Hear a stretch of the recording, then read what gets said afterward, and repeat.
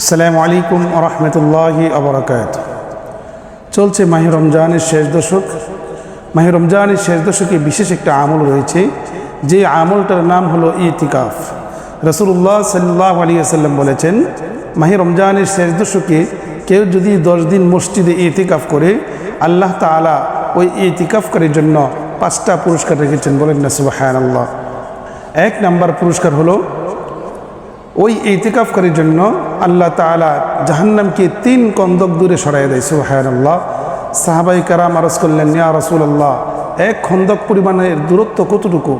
রাসূলুল্লাহ সাল্লাল্লাহু আলাইহি ওয়াসাল্লাম জানিয়ে দিয়েছেন, 1 খন্দক এর দূরত্ব হলো আসমান থেকে জমিন পর্যন্ত যতটুকু দূরত্ব রয়েছে, 1 খন্দকের পরিমাণ এতটুকু দূরত্ব। সুবহানাল্লাহ।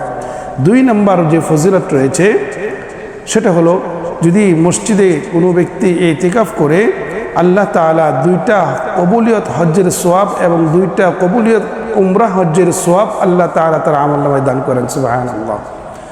3 নাম্বার যে পুরস্কারটা রয়েছে সেটা হলো, যিনি ইতিকাফ করবে, ইতিকাফ করা অবস্থায় যেহেতু শেষ দশকে ইতিকাফ করবেন, সুতরাং লাইলাতুল কদর তো সেই শেষ দশকেই রয়েছে, সুতরাং ইতিকাফ করার জন্য এই লাইলাতুল কদর তার ভাগ্যে জুটে যাবে। আর যার ভাগ্যে লাইলাতুল কদর জুটে যাবে, তার আমলনামায় 1000 বছর আমল করলে যে সোয়াব হবে, সেই সমপরিমাণ সোয়াব আল্লাহ তাআলা তার আমলনামায় দান করে দেবেন। সুবহানাল্লাহ। 3 নাম্বার যে ফজিলত রয়েছে, 3 নাম্বার ফজিলত হলো যে ইতিকাফ করা অবস্থায় সে বাড়ির বাহিরে গিয়ে কোনো ভালো কাজ করার মতো সুযোগ পাবে না।